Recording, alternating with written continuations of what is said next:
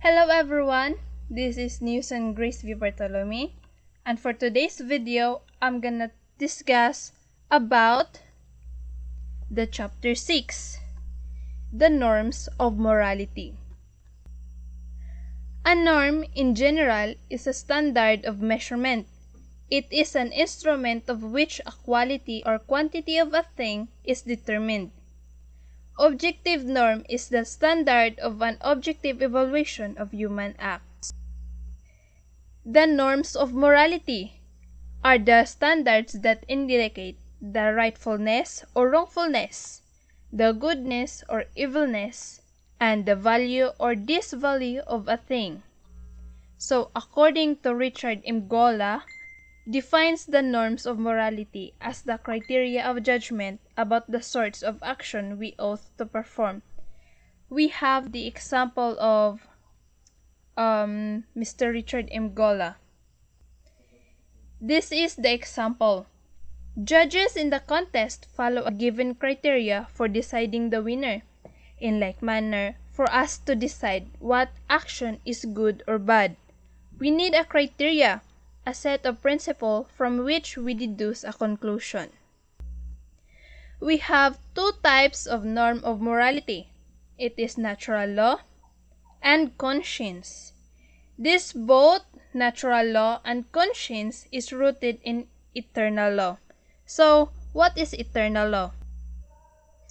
Eternal law provides for the cosmic order, or every creature stands different and independent but not apart from the unified purpose of creation.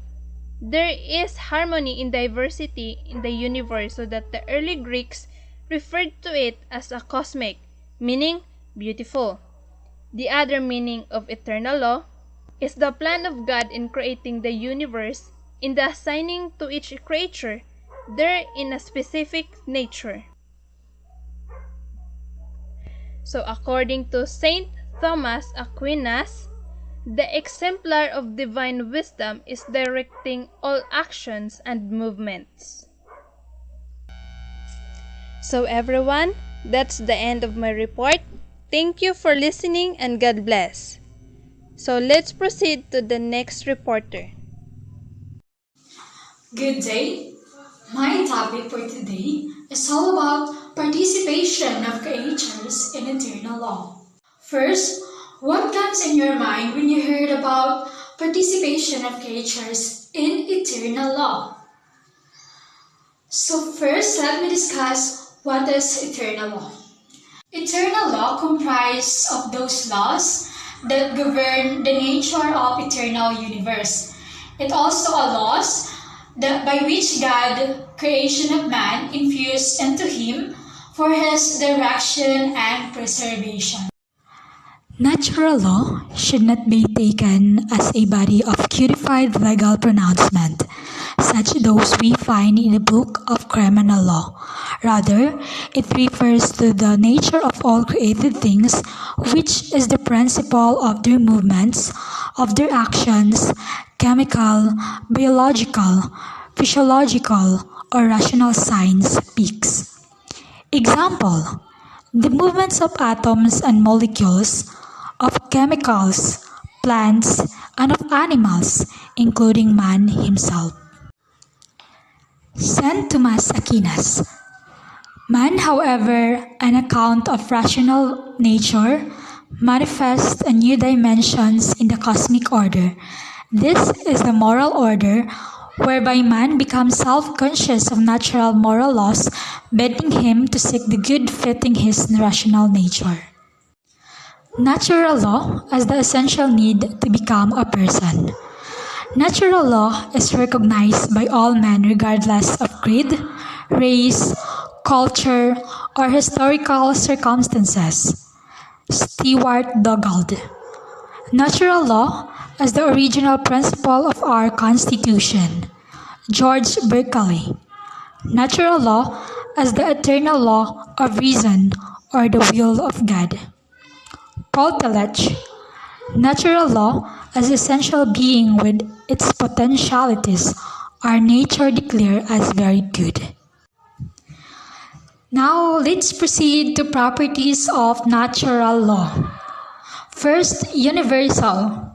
Natural law is constitutive element of human nature. Therefore, it is true whenever human nature manifests itself, all men are precisely equal because of sheer human nature. Number 2.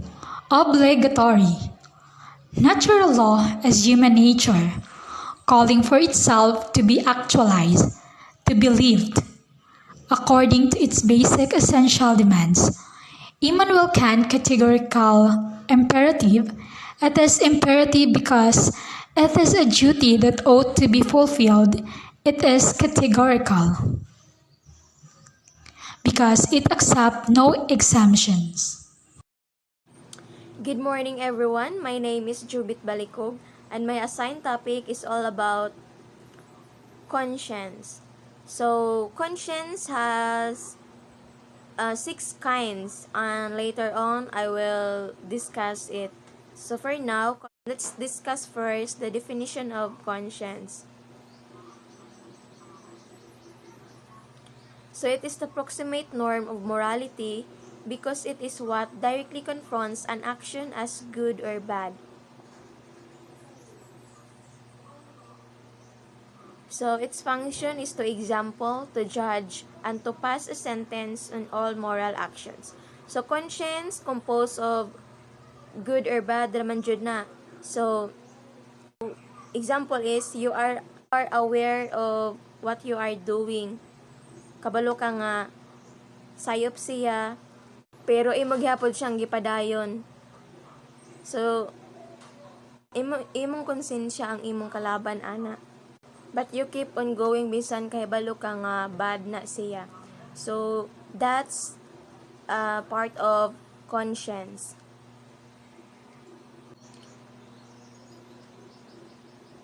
So the word conscience derived from the Latin conscientium, which means trial of oneself both in accusation and in defense.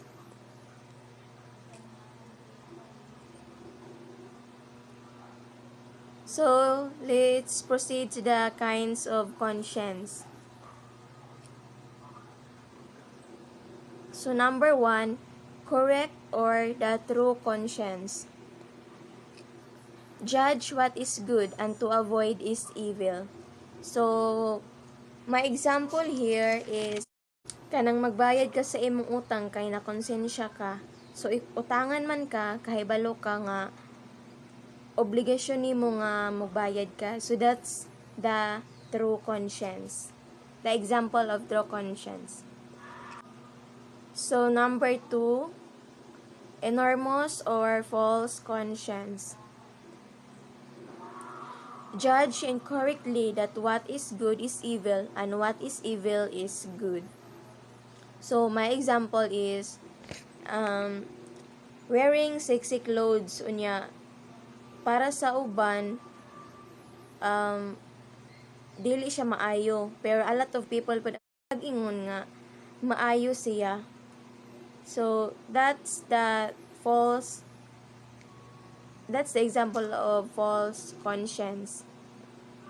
So, under the false conscience is the culpable conscience and inculpable conscience. So culpable conscience, error due neglect or malice.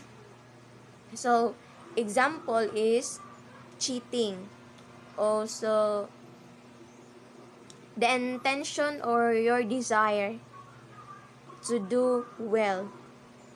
So, imo siyang tinuyuan kay baluman ka nga mali pero gibuhat nimo. So that's the example of culpable conscience. So another is the inculpable conscience. Error is not willfully intended. So for example, nagbayad ka grocery sa mall. Onya, ang nabayad nimo is piki day na kwarta. But you are not aware. Wala ka kay balo nga piki day to imong kwarta nga imong gibayad. So wala nimo siya gituyo nga piki day imong ibayad nga kwarta. So that's the example of the culpable and inculpable conscience. So let's proceed to the third kinds of conscience, the certain conscience. Subjective assurance of the lawfulness or unlawfulness of a certain act.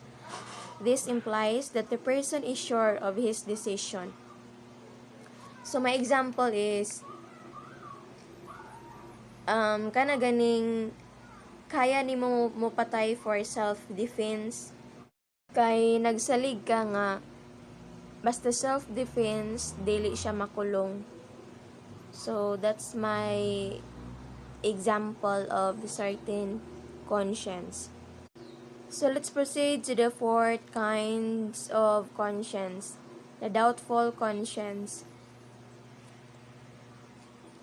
Is a vacillating conscience, unable to form a definite judgment on a certain action.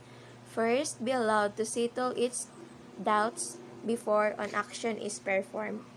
Na kay doubt nga, na kay pagduha-duha nga, nagid siya'y bad effects nga mahitabo. So, kanang dili ka sure. So, that's the doubtful conscience. So, let's proceed to the scrupulous conscience. Is a rigorous, extremely afraid of committing evil. A scrupulous conscience is meticulous and wants incontrovertible proofs before it acts. Meticulous, kana ganing before siya mo buhat og action, gina-make sure niya nga walay